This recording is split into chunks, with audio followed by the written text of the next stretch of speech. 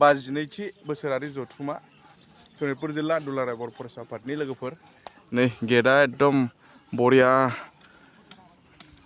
80% थांबायानो खामानियाथ'। हेल' लोगोफोर खुलुमबाय, आं सायखं दिनैनि मोनसे गोदान ब्लगआव साफ्रोमखौ गोसो गोरबोजों बराय हरबाय। थ' लोगोफोर नैबे जाहैबाय जानो गोनां 52थि बोसोरारि जथुमा सनितपुर जिल्ला दुलाराय बर' फरायसा आफादनि माने गोसोखां खाम्फा मुंख्लं खाम्फा बेवहाय लिरनाय दं नै हे मुंख्लं मोन हारिनि सिनायथि थामोनथा आरो रैखाथिनि थाखाय जिउ बावसोमलांनाय नोंसोर साफ्रोमखौबो माबा होथेबाय। जोङो सिबियो आरो जों अरायबो सिबियो साफ्रोमखौबो गोसोखां खाम्फायो मुंख्लं खाम्फा बेबो कमप्लिट जासिगोन दा मोनाहालागै फुरा क्लियार जाजोबसिगोन आरो बेबो। ओमफ्राय इथिंजायबो फिसा फिसा तुम्बु बानायना होदों नै मा जागोनथाय बियो।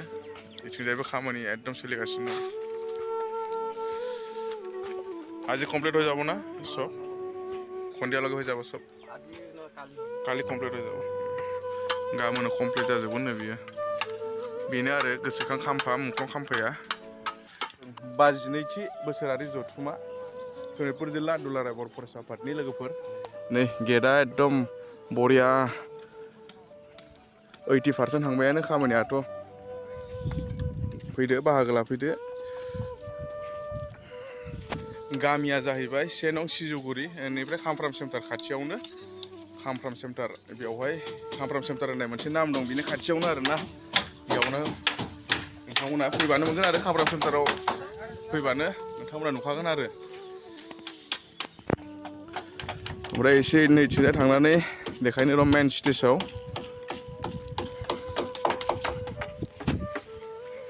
टेन्ट हाउसनि खामानियाबो नै जागासिनो दङ। टेन्ट हाउसनि खामानियाबो जोबसिगोन। टेन्ट हाउसनि खामानियाबो 80% थांबाय। सान हर मावगासिनो दङ।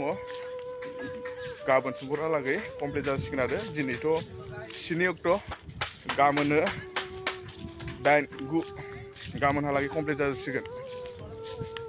एसे नायनो हागोन नै मेन स्टेजखौ नायनानै लादो लोगोफोर नोंथांमोन। मेन स्टेजखौहाय नोंथांमोना एसे देखायनो आङो। नैबे जाहैबाय मेन स्टेज आरोना। नैबे जाहैबाय मेन स्टेज बियो। जिनि कालारफोरखौ माबायदि नांदों नोंथांमोन एसे कमेन्ट खालामदो। नैबे जाबाय मेन स्टेज बियो। बेनिफ्राय सिरियाथ' फिक्सखा लहानिखा फिक्स। बेनिफ्राय नैबे जाहैबाय जिरायसालि आरोना। रायजोफ्रा बेवहायनो जिरायनानै मिटिंखौहाय खोनासंगोन आरो नैबे स्टेजावहाय मानगोनां सारमोना बिबुंथि होगोन आरोना। ओमफ्राय रायजोफ्रा नैबेवहाय जिरायनानै खोनासंगोन नै नायनो हागोन। जिनि कालारफोरखौ मादि नांदों एसे कमेन्ट खालामदो। पेन्डेलखौ मादि नांदों नोंथांमोन। जोंनि सनितपुर जिल्लानि जानो गोनां दुलाराय बर' फरायसा आफादनि 52थि बोसोरारि जथुमा। बेनिफ्राय नै बिथिंजाय फ्लेक्स हस्टिंनि माने फिरफिला बिरहोग्रा जायगा बानायगासिनो दङ। बिथिंजायबो एसे नायनो हागोन। बेनिफ्राय रायजो राजाफोर खामानि मावगासिनो दं दायो। बबे गामिनि मावफैदोंथाय आङो सोंनाय जायाखै। ओमफ्राय नैबेयो जाहैबाय फिरफिला बिरहोग्रा आरोना। नायनो हागोन नोंथांमोन। नै फिरफिला बिरहोनो इथिंजाय बानायगासिनो दं। बेथिंजाय रायजोफोर खामानि मावगासिनो दं।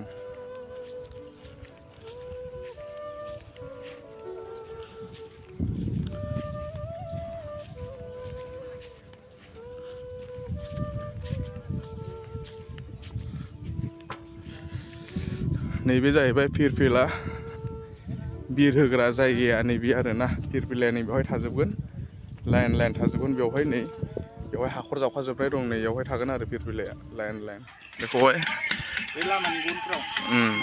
मिथिं जागोन जायगाया गामिया 1 नम्बर सिजुगुरि। ओमफ्राय नोंसोर बबे गामिनि? सनाजुलि।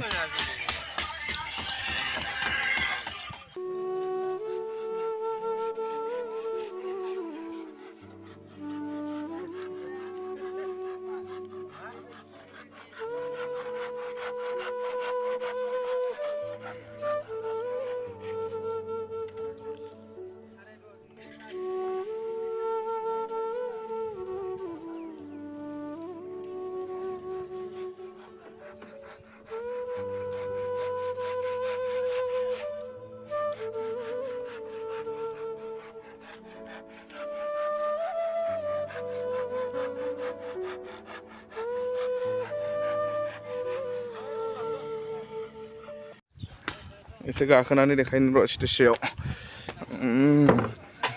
स्टेजआबो जाजोबसिगोन दा मोनाहालागै सेस कमप्लिट जाजोबगोन आरो स्टेजआबो दायो टक्टाखौथ' बहायजोबखाबायानो नै उननिया जाबाय टक्टा इनिफ्राय सिगांनिया जाहैबाय प्लाइबर्ड नैयो प्लाइबर्ड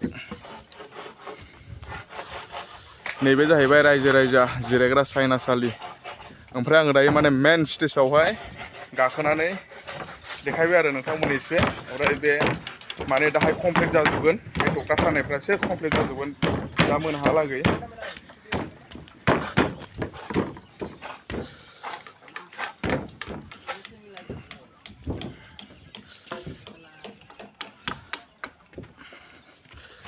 थ' लोगोफोर आसा खालामो साफ्रोमखौबो लोगो मोनगोन होननानै मिटिङावहाय ओमफ्राय बेनोमोन आरोना दिनैनि भिडिअ'आ नोंथांमोनजों शेयार खालामबाय नोंथांमोना भिडिअ'खौ नायना एसेब्लाबो मोजां मोनोब्ला मोनसे लाइक होदो चेनेलाव गोदानब्ला गोदान बोसोरनि लोगो जादो साबस्क्राइब खालामनानै लादो नोंथांमोननि सापर्ट मददखौ एसेब्लाबो मोनबाय थागोन आसा खालामो नैबेनो दायो माने बानायगासिनो दङ नै खेनसे नायबावदो बेनो आरोना मेन पेन्डेला थ' लोगोफोर बिदिब्ला भिडिअ'खौ बारा गोलाव खालामला दिनैनि भिडिअ'आ बेखिनियानोमोन बिदिब्ला एसेनोसै लोगोफोर गोजोन्थों जय बर' हारिनि